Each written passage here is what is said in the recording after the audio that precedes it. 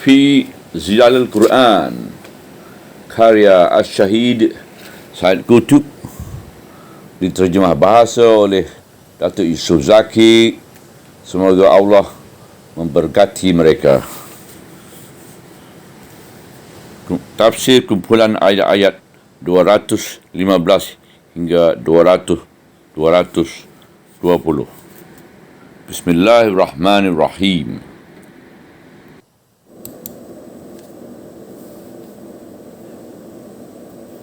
يسألونك ماذا ينفقون قل ما أنفقتم من خير فللوالدين والأقربين واليتامى والمساكين وابن السبيل وما تفعلوا من خير فإن الله به عليم.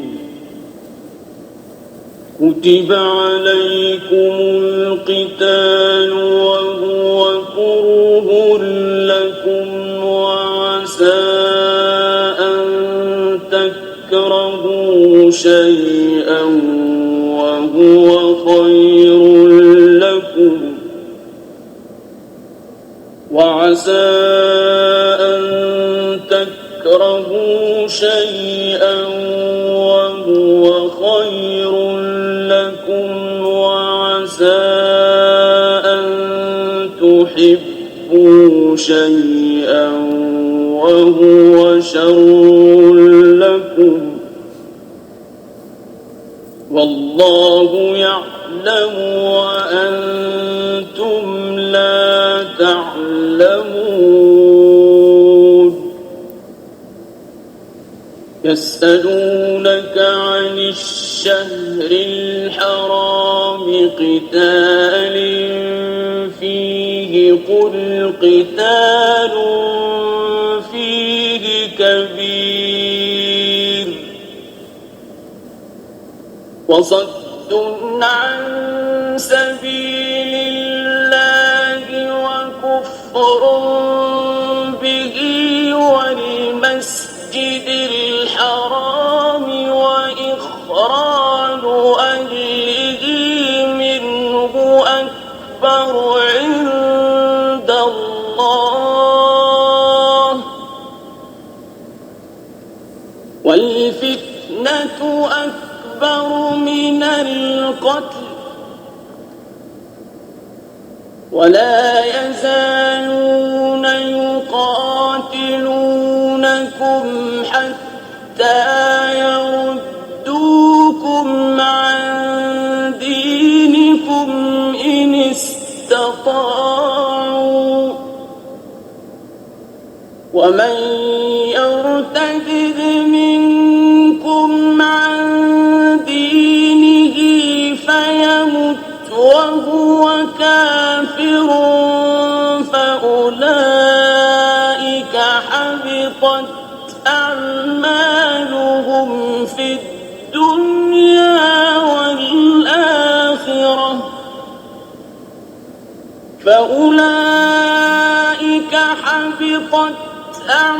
أعمالهم في الدنيا والآخرة وأولئك أصحاب النار هم فيها خالدون. إن الذين آمنوا والذين هاجروا وجاهدوا في سبيل الله أولئك يرجون رحمة الله والله غفور رحيم.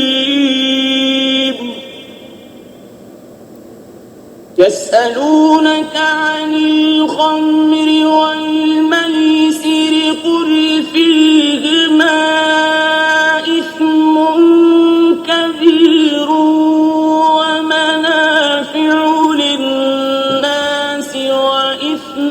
أيهما أكبر من نفعهما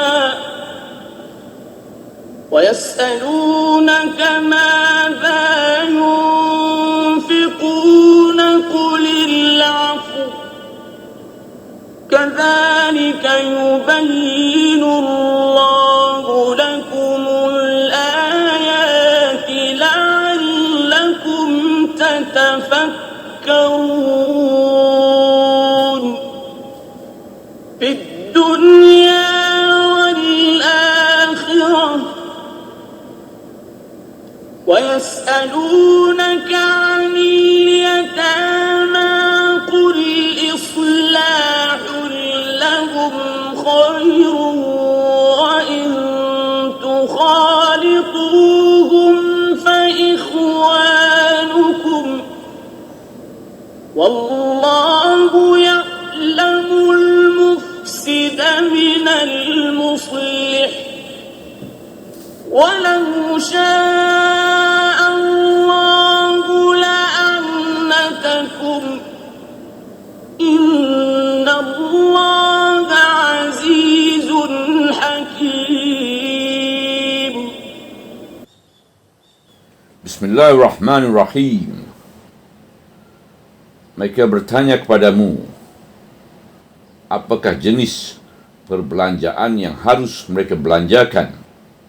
Jawablah, apa sahaja kebajikan yang kamu belanjakan, maka belanjakanlah untuk dua ibu bapa, kaum kerabat, anak-anak yatim, orang-orang yang miskin dan musafir yang terlantar di perjalanan, dan apa sahaja kebajikan yang dilakukan kamu, maka sesungguhnya Allah amat mengetahuinya.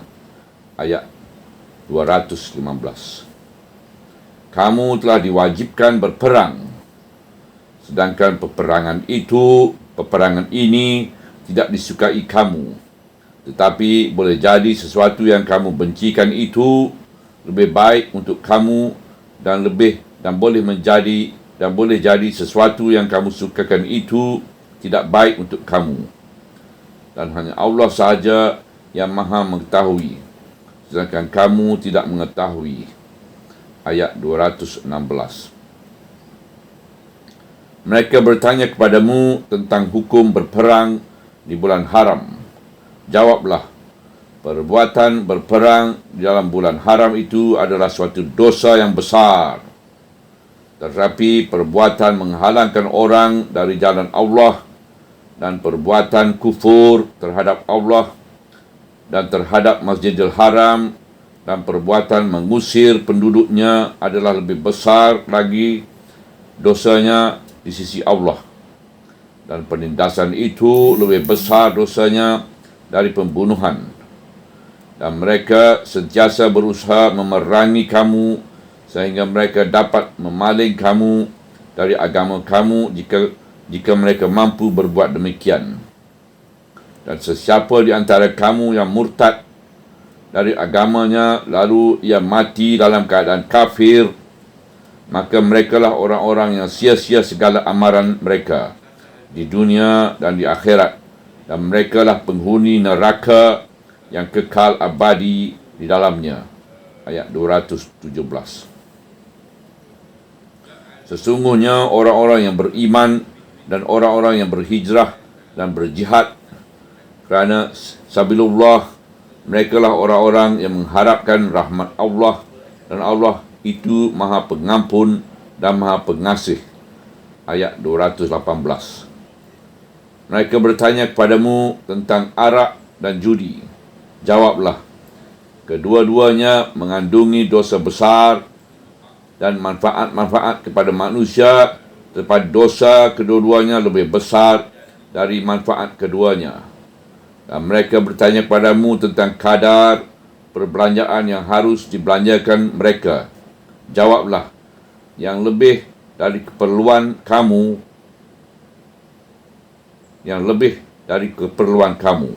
Demikianlah Allah menjelaskan ayat-ayat kepada kamu supaya kamu berfikir. Ayat 219. Dalam urusan dunia dan akhirat, Dan mereka bertanya kepadamu tentang anak-anak yatim, jawablah. Mengislahkan keadaan hidup mereka adalah suatu amalan yang baik, dan jika kamu campurkan makanan dan minuman kamu dengan makanan dan minuman mereka, maka tiada apa-apa kesalahan kepada kamu, kerana mereka adalah saudara-saudara kamu, dan Allah mengetahui orang yang merosak, yang tidak jujur dari orang yang membuat kebaikan. Dan andainya Allah kehendaki, tentulah Dia memberatkan hukumnya ke atas kamu. Sesungguhnya Allah Maha Perkasa dan Maha Bijaksana. Ayat 220. Latar belakang dan pokok pembicaraan. Gejala yang menonjol dalam bahagian ini dan surah ini ialah gejala mengemukakan pertanyaan mengenai hukum-hukum agama, dan gejala ini sebagaimana telah kami huraikan ketika mentafsirkan firman Allah. Mereka bertanya kepada kamu tentang anak-anak bulan. Ayat 189. Di dalam juzuk ini ada satu gejala yang membayangkan kesegaran akidah Islam dan bagaimana ia menguasai jiwa kaum muslimin di masa itu. Juga mencerminkan kegemaran orang-orang yang beriman untuk mengetahui hukum-hukum agama dalam urusan-urusan hidup seharian mereka, supaya dapat menyelaraskan di antara tidak tanduk mereka dengan hukum-hukum agama mereka. Inilah petanda seorang muslim yang sebenar. Dia berusaha memeriksa dengan berhemah hukum-hukum Islam mengenai urusan hidup sehariannya, sama ada kecil atau besar, dan dia tidak melakukan sesuatu perbuatan sehingga dia lebih dahulu mengetahui hukumnya dengan yakin. Segala apa yang telah ditetapkan hukumnya oleh Islam, maka itulah yang menjadi undang-undang dan perlembagaan yang ditaatinya, dan segala apa yang ditegah oleh Islam, maka itulah larangan-larangan yang dipatuhinya. Kepekaan ini merupakan petanda iman kepada akidah Islam. Begitu juga setengah-setengah pertanyaan itu telah dikemukakan dengan sebab adanya kempen-kempen tipu daya dan putar belit yang dilancarkan oleh kaum Yahudi, kaum munafikun dan kaum musyrikin mengenai setengah-setengah tindakan. Sebab-sebab inilah yang telah mendorongkan setengah-setengah orang Islam mengemukakan pertanyaan-pertanyaan, sama ada untuk memastikan hakikat dan hukum tindakan-tindakan itu, atau kerana terpengaruh kepada kempen-kempen dan propaganda-propaganda yang beracun itu. Oleh itu, Al-Quran menurunkan kata-kata pemutus mengenai persoalan-persoalan itu, supaya dapatlah kaum muslimin berpegang kepadanya dengan penuh keyakinan, dan dengan sendirinya terhapuslah tipu daya dan matilah fitnah-fitnah itu, dan seterusnya tipu daya jahat itu kembali memakan tuannya sendiri.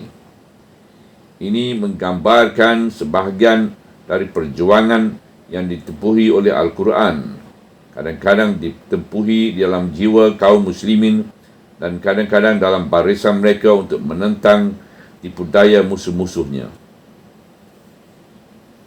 Di dalam pelajaran ini terdapat sekumpulan pertanyaan, iaitu pertanyaan mengenai infak atau perbelanjaan, iaitu tempat-tempat infak, kadarnya dan jenis harta yang harus diinfakkan. Pertanyaan mengenai peperangan di bulan haram, pertanyaan mengenai arak dan judi, dan pertanyaan mengenai anak-anak yatim. Motif-motif dari pertanyaan ini ialah sebab-sebab yang telah kami sebutkan sebelum ini, dan kita akan membicarakannya dengan terperinci ketika memperkatakan nas-nas ayat masing-masing. Subhanallah, walhamdulillah, wala ilaha illallah, wallahu akbar, wala hawla wala quwata illa billah al-aliyyil azim, wala hawla wala quwata illa billah al-aliyyil azim, wala hawla wala quwata illa billah al-aliyyil azim.